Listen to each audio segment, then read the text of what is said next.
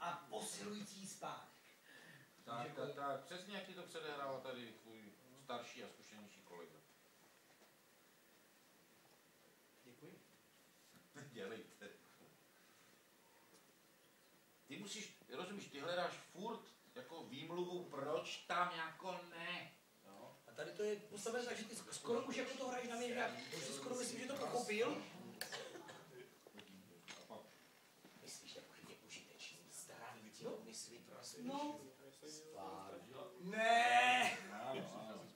Co ne? To jsem aha, ty jsi idiot. Já jsem idiot. Ty jsi idiot. Já. Vladimír říká. Já myslím nějakou užitečnou a prospěšnou práci, ty. No já práci nechci. A už zase. Penino. Zase bych měl. Ale hlavně, ty jako už jdeš na to, vole, rozumíš? Spánek. Ty vole, vy jste jak malé děcka. Ne. Já jsem nebyl Marku, prosím tě, sundej Vladimírovi port. On bude kakat. Já se sundávám sám. Romane, ty máš trpělivost. Vidíš to tady? Vidíš to tady? Svatozák.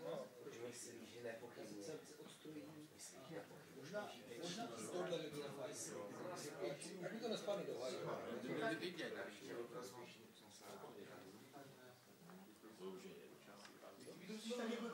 Tak utíkej kakat! Neber můj scénář, vem si svůj! Protože mi ho posereš, vole! Ne. A ještě víš co? To chtěl vymyslet, aby on mohl prospěšnou, posilující. Ale víš, co myslím, to bude lepší for. No.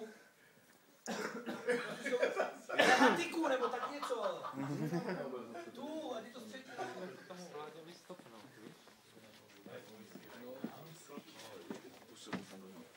A on to má fakt to peklo. Ale já to jako se pouštím do jiných šich. No, Ostatní lidí 10krát já tolik. vím, ale je to fakt jako...